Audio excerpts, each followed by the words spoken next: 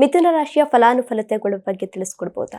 ಖಂಡಿತಮ್ಮ. ಮಿಥುನ ರಾಶಿ ವಿಚಾರ ನೋಡಿದ್ದಲ್ಲಿ 10ನೇ ಮನೆಯಲ್ಲಿರತಕ್ಕಂಥ ಶನೈಶ್ಚರ, ಜೂನ್ ವರೆಗೂ ರಾಶಿಯಲ್ಲೇ ಇರತಕ್ಕಂಥ ಗುರು, ಜೂನ್ ನಂತರ ವರ್ಷಾಂತ್ಯದವರೆಗೂ ಸಹ 2ನೇ ಮನೆಯಲ್ಲಿರತಕ್ಕಂಥ ಗುರು, 3ನೇ ಮನೆಯಲ್ಲಿ ಕೇತು, 9ನೇ ಮನೆಯಲ್ಲಿರತಕ್ಕಂಥ ರಾಹು. ಈ ರೀತಿ ಗ್ರಹ ಸಂಚಾರಗಳು ಇರುತ್ತವೆ. ನಿಮಗೆ ಮಿಶ್ರ ಫಲಿತಾಂಶಗಳು ಅಂತ ಹೇಳಬೇಕಾಗುತ್ತೆ ಮಿಥುನ ರಾಶಿನವರಿಗೆ. ಅಂದ್ರೆ ಒಳ್ಳೇದು ಇರುತ್ತೆ, ಕೆಟ್ಟದ್ದು ಸಹ ಇರುತ್ತೆ.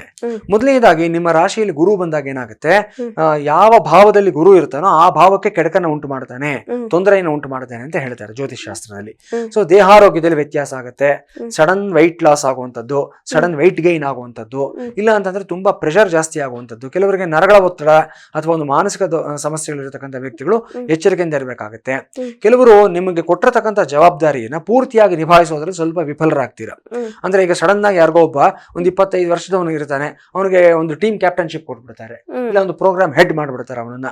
ಸೊ ಅವನಿಗೆ ಕೆಪಾಸಿಟಿ ಇರುತ್ತೆ, ಅವನ ಕೆಪಾಸಿಟಿ ಬೇರೆಯವ್ರು ಜಡ್ಜ್ ಮಾಡಿರ್ತಾರೆ, ಅವನಿಗೆ ಕಾನ್ಫಿಡೆನ್ಸ್ ಇರೋದಿಲ್ಲ. ನಾನು ಮಾಡಕ್ಕಾಗತ್ತಾ ಇಷ್ಟು ದೊಡ್ಡ ಜವಾಬ್ದಾರಿ ಕೊಟ್ಬಿಟ್ಟಿದಾರಲ್ಲ ನನ್ಗೆ, ಹೇಗ್ ನಿಭಾಯಿಸೋದು ಅನ್ನೋ ಒಂದು ಗೊಂದಲ ನಿಮ್ಮನ್ನ ಕಾಡ್ತಾ ಇರುತ್ತೆ. ಇಲ್ಲಿ ನಿಮ್ಮ ರಾಶಿಯಲ್ಲಿ ಗುರು ಇರೋದನ್ನ ಏನ್ ತೋರಿಸ್ತಾನೆ ಅಂತಂದ್ರೆ ಜವಾಬ್ದಾರಿಗಳ ಹೆಚ್ಚಳವನ್ನು ತೋರಿಸ್ತಾನೆ, ಜೊತೆಗೆ ಮೆಂಟರ್ಶಿಪ್ ನ ಅಗತ್ಯತೆ ಇದೆ ಅನ್ನೋದನ್ನ ಸಹ ತೋರಿಸ್ತಾನೆ. ಸೊ ಸ್ವಲ್ಪ ಸೀನಿಯರ್ಸ್ ನ ಸಲಹೆಗಳನ್ನ ತೆಗೆದುಕೊಳ್ಳಿ. ನೀವು ಯಾವುದೇ ಕ್ಷೇತ್ರದಲ್ಲಿ ಇದ್ರೂ ಅಷ್ಟೇ ನಿಮ್ಮ ಸೀನಿಯರ್ಸ್ ಜೊತೆ ಸ್ವಲ್ಪ ಇಂಟರಾಕ್ಟ್ ಮಾಡಿ. ಅವ್ರು ಆಲ್ರೆಡಿ ಆ ಕ್ಷೇತ್ರದಲ್ಲಿ ಆ ಸ್ಥಾನದಲ್ಲಿದ್ದು ಕೆಲಸ ಮಾಡಿ ಹೋಗಿರ್ತಾರೆ, ಸರಿಯಾದ ಗೈಡೆನ್ಸ್ ಅನ್ನ ಕೊಡ್ತಾರೆ, ನೀವು ನಿಭಾಯಿಸ್ತೀರಾ, ಮತ್ತೊಂದು ಲೆವೆಲ್ಗೆ ಬೆಳೆಯೋದಕ್ಕೆ ಅನುಕೂಲ ಆಗುತ್ತೆ. 2ನೇ ಮನೆಯಲ್ಲಿ ಗುರು ಬಂದಾಗ ಸಾಕಷ್ಟು ಬದಲಾವಣೆಯನ್ನು ಮಾಡ್ತಾನೆ. ನಿಮ್ಮ ದುಡ್ಡು ಕಾಸಿನ ವ್ಯವಹಾರಗಳಲ್ಲಿ ಸಾಕಷ್ಟು ಒಂದು ಸ್ಥಿರತೆ ಅನ್ನೋದು ಬರುತ್ತೆ. ಸರಿಯಾದ ಇನ್ವೆಸ್ಟ್ಮೆಂಟ್ ಗಳನ್ನ ಮಾಡ್ಕೊಳ್ತೀರಾ ಈ ಸಮಯದಲ್ಲಿ. ರಾಕ್ ಸಾಲಿಡ್ ಇನ್ವೆಸ್ಟ್ಮೆಂಟ್ಸ್ ಏನ್ ಮಾಡ್ತೀರಾ ನೀವು, ನಿಮಗೆ ಒಂದು ಒಳ್ಳೆ ಪ್ರಾಫಿಟ್ ಬರುವಂತದ್ದು, ಒಂದು ಸೇವಿಂಗ್ಸ್ ಆಗುವಂತ ಸಾಧ್ಯತೆಗಳಿರುತ್ತೆ.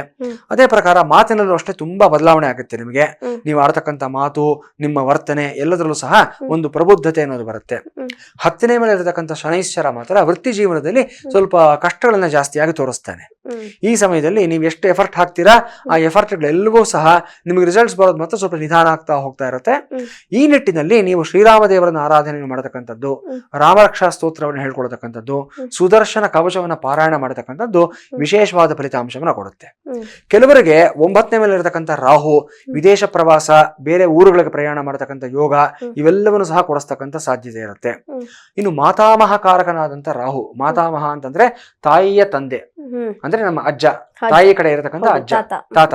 ಸೊ ಮಾತಾಮಹಕಾರಕನಾದಂತಹ ರಾಹು ಪೂರ್ವ ಪುಣ್ಯ ಸ್ಥಾನದಲ್ಲಿ 9ನೇ ಮೇಲೆ ಬಂದಾಗ ಏನಾಗುತ್ತೆ, ನಿಮ್ಮ ತಾಯಿ ಸಂಬಂಧಿಕರಿಂದ, ಅಜ್ಜ ಅಜ್ಜಿಯರಿಂದ ಆಗ್ಬಹುದು, ಸೋದರ ಮಾವನಿಂದ ಆಗ್ಬಹುದು, ವಿಶೇಷವಾದ ಲಾಭ, ಅನುಕೂಲಗಳು, ಅವ್ರ ಜೊತೆ ಒಡನಾಟಗಳು ಇನ್ನಷ್ಟು ಉತ್ತಮವಾಗ್ತಕ್ಕಂಥದ್ದು ಇದೆಲ್ಲವೂ ಸಹ ಕಾಣಿಸುತ್ತೆ. ಕೆಲವರಿಗೆ ತಾಯಿ ಕಡೆಯಿಂದ ಆನ್ಸೆಸ್ಟ್ರಲ್ ಪ್ರಾಪರ್ಟಿ ಬರಬೇಕು ಅಂತ ಇರುತ್ತೆ, ಅದೆಲ್ಲವೂ ನಿಮ್ಮ ತಾಯಿಗೆ ಬಂದು ಅವರಿಂದ ನಿಮಗೆ ಬಳುವಳಿಯಾಗಿ ಬರುವಂತಹ ಸಾಧ್ಯತೆಗಳು ಸಹ ಈ ಸಮಯದಲ್ಲಿ ಕಂಡುಕೊಳ್ತೀರಾ, ಶುಭವಾಗಿದೆ. ಆದರೆ ನಿಮಗೆ 3ನೇ ಮೇಲೆ ಇರತಕ್ಕಂಥ ಕೇತು ಅಷ್ಟೇ ಈ ಸಮಯದಲ್ಲಿ ಸಾಕಷ್ಟು ಬದಲಾವಣೆಗಳನ್ನು ಕೊಡ್ತಾನೆ ಅಂತ ಹೇಳಬೇಕಾಗುತ್ತೆ ಮಿಥುನ ರಾಶಿನವರಿಗೆ. 3, 6, 11 ಉಪಚಯ ಸ್ಥಾನಗಳಲ್ಲಿ ಪಾಪಗ್ರಹಗಳಿದ್ದಾಗ ಶುಭ ಫಲಿತಾಂಶಗಳನ್ನೇ ಕೊಡ್ತಾನೆ. ಹಾಗಾಗಿ ಈ ವಿಚಾರದಲ್ಲೂ ಅಷ್ಟೇ ಏನು ಗಾಬರಿ ಪಟ್ಕೊಳ್ಬೇಕಾದಂತ ಅವಶ್ಯಕತೆ ಇರೋದಿಲ್ಲ. ನಿಮ್ಮ ಒಡ ಹುಟ್ಟಿದವರ ಜೊತೆ ಏನಾದರೂ ವೈಮನಸ್ಸುಗಳಿದ್ದಾದ ಪಕ್ಷದಲ್ಲಿ, ಏನಾದರೂ ಡಿಫರೆನ್ಸ್ ಆಫ್ ಒಪಿನಿಯನ್ಸ್ ಇದ್ದಾದ ಪಕ್ಷದಲ್ಲಿ ಅದೆಲ್ಲವೂ ಸರ ಹೋಗುತ್ತೆ ಈ ಸಮಯದಲ್ಲಿ. ಕೆಲವರು ಅಣ್ಣ ತಮ್ಮಂದ್ರು, ಅಕ್ಕ ತಂಗಿಯರೇ ಕೋರ್ಟ್ ನಲ್ಲಿ ಜಗಳಗಳ ಮಾಡ್ಕೊಂಡ್ಬಿಟ್ಟಿರ್ತಾರೆ, ಕೇಸ್ ಹಾಕೊಂಡಿರ್ತಾರೆ. ಇಂಥವ್ರಿಗೆ ಎಲ್ರಿಗೂ ಸಹ ಈ ಸಮಯದಲ್ಲಿ ಒಂದು ರಿಯಲೈಸೇಷನ್ ಬರುತ್ತೆ, ಇದು ನಾವು ಹೊರಗಡೆ ಹೋಗಿ ರಾಡಿ ಮಾಡ್ಕೊಂಡು ಇದನ್ನ ನಿವಾರಣೆ ಮಾಡ್ಕೊಳ್ತಕ್ಕಂಥದ್ದಲ್ಲ, ನಮ್ಮಲ್ಲೇ ಇದನ್ನ ಒಂದು ರಾಜಿ ಮಾಡ್ಕೊಳ್ಳೋಣ ಅಂತ ಹೇಳಿ out of the court settlement ಗೆ ಬರ್ತೀರಾ.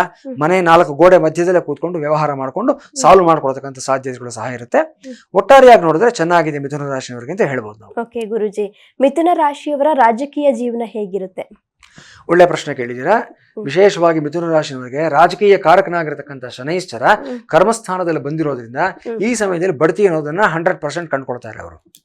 ಅದರಲ್ಲೂ ಸಹ ಹೊಸದಾಗಿ ರಾಜಕಾರಣಕ್ಕೆ ಯಾರು ಕಾಲಿಡ್ತಾ ಇರ್ತಾರೆ ಅವರು ತುಂಬಾ ಬೇಗ ಶೈನ್ ಆಗ್ತಾರೆ ಈ ಸಮಯದಲ್ಲಿ.